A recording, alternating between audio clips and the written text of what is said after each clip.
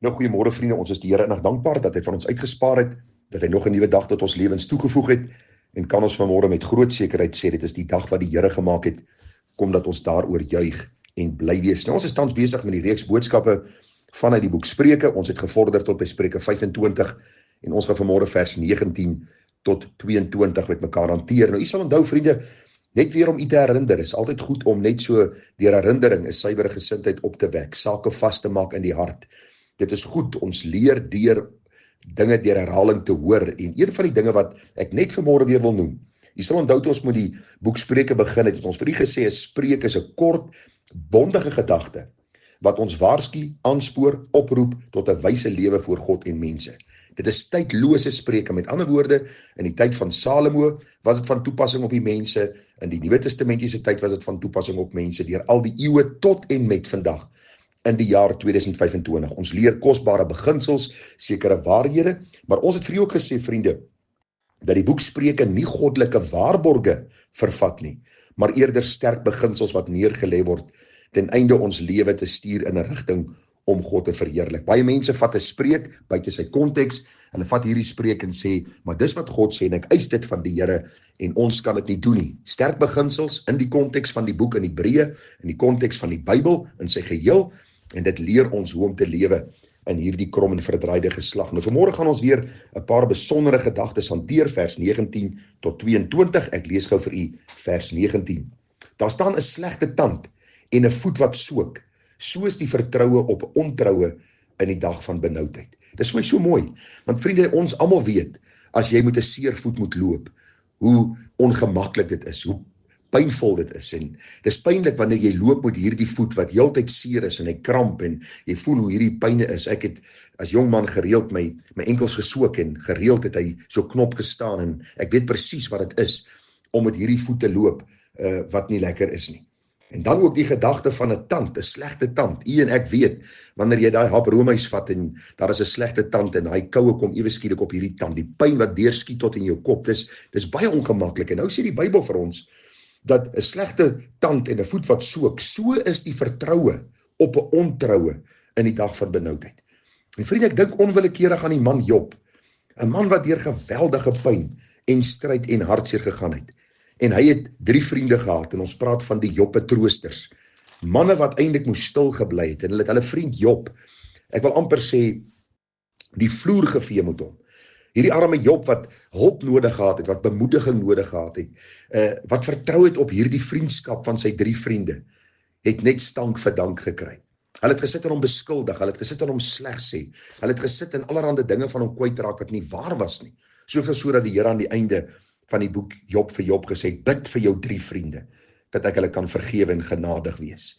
En dan vriende, hoor gou wat staan in Job 6 vers 14 en 15.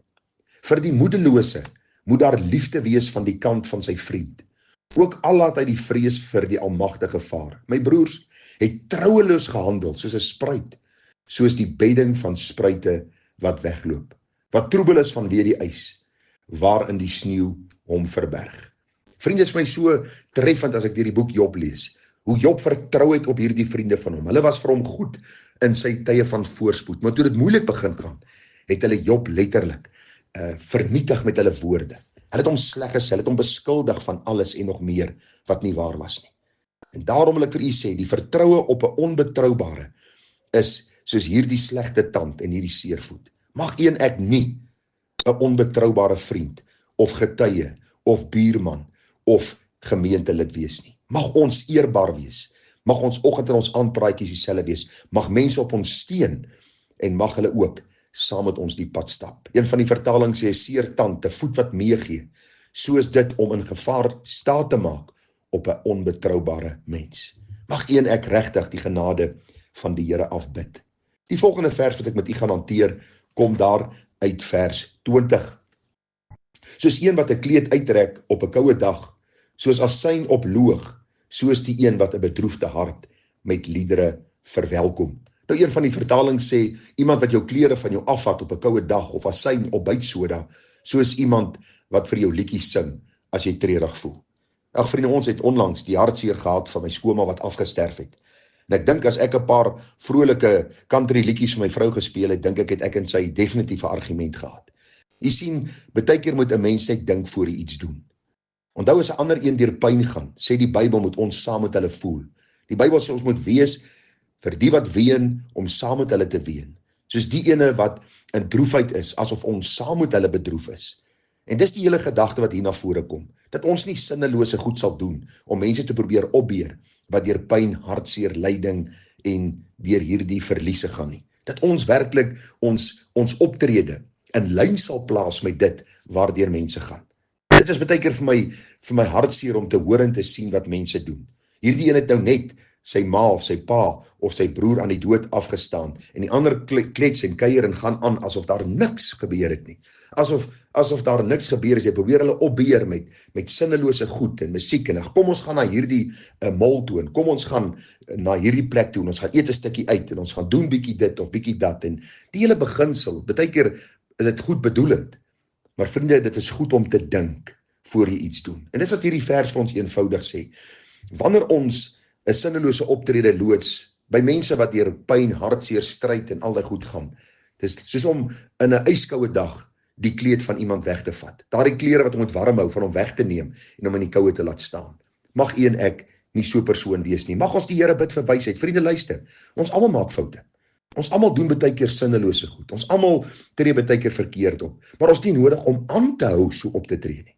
Want deur elke ervaring leer ons 'n nuwe les en kom ons nader aan die Here en doen ons meer die regte, sodat ons sal weet dit gaan nie oor my nie, maar dit gaan oor God, die verheerliking van sy heilige naam en oor my naaste om hulle te verheerlik. Want dis presies waaroor die volgende 2 verse gaan. Daar staan as jou vyand honger het, gee hom iets om te eet en as hy dors het, gee hom water om te drink, want jy hoop gloeiende kole op sy hoof en die Here sal jou dit vergelde. Hierdie laaste gedeelte van vers 22, die Here sal jou dit vergelde. Onthou, elke daad en optrede van my en jou kant, al is dit teenoor ons vyand, sal deur God gesien en deur God beloon word. En vriende, wat beteken hierdie vers? Paulus kom in Romeine 12 vers 20 en hy gee vir ons presies dieselfde gedagte deur.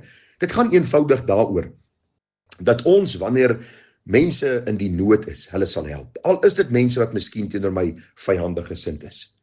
Spreuke 24:29 sê dit vir ons so mooi. Moenie sê nie, soos hy aan my gedoen het, soos hulle kan hom doen. Ek sal die man vergelde na sy werk. Kinders van die Here moet juis anders wees, omdat ons weet dat God sê die wraak om hom toe. Ons as kinders van die Here moet 'n ander gesindheid hê, 'n ander optrede hê en ons sal deur die Here self vergelde word, deur die Here self beloon word. En ons almal weet van familie, van vriende, van kennisse, van bure wat eintlik nie ons liefde verdien nie, wat eintlik nie ons empatie verdien nie, maar ons gee dit vir hulle omdat ons aan die Here behoort. Nou hierdie vuurige kool op die hoof het verskillende betekenisse. Een van die betekenisse was dat in die tyd van Egipte, of kom ons sê eerder die Egiptiese bevolking, wanneer hulle verkeerd gedoen het en hulle wil berou toon, het hulle letterlik op hulle kop soos 'n pan gesit en kole daarop gesit en dan deur die straat geloop en hierdie rook wat optrek en hierdie hitte het eintlik 'n bewys gelewer van hulle spyt oor wat hulle verkeerd gedoen het. Dis een van die verduidelikings. Die ander verduideliking was gewees, as daar 'n buurman was wat sy vuur dood gegaan het, jou kole is warm, dan het hy met 'n pan na jou toe gekom, daar die kole was van jou vuur afgehaal, vir hom gegee, sodat hy sy vuur weer aan die gang kan kry, en al was dit jou vyand, al was dit iemand wat miskien jou te nagekom het, dan gee jy nog steeds hulp vir hulle, omdat hulle in die nood is, en hulle daar die hulp nodig het. So die hele beginsel is eenvoudig net, dat ons vir mense in hierdie gesindheid van Jesus moet help, al voel ons hulle verdien dit nie. En daarom is die gebed van my hart, dat ons wysheid van die Here sal verkry, dat ons nie misbruik sal word nie, dat mense nie ons goedheid sal misbruik nie, maar dat ons ook nie 'n harde hart sal koester, 'n bitter hart, 'n onvergewingsgesindheid in ons hart sal koester, en so skade sal doen aan God se koninkryk, en sy naam en sy eer nie. Daarom, die eenvoudige gedagtes vandag, dat ons hierdie waarhede ter harte sal neem, en die Here so sal verheerlik. Vriende, groete vir u, en 'n mooi en 'n geseënde dag verder te raak.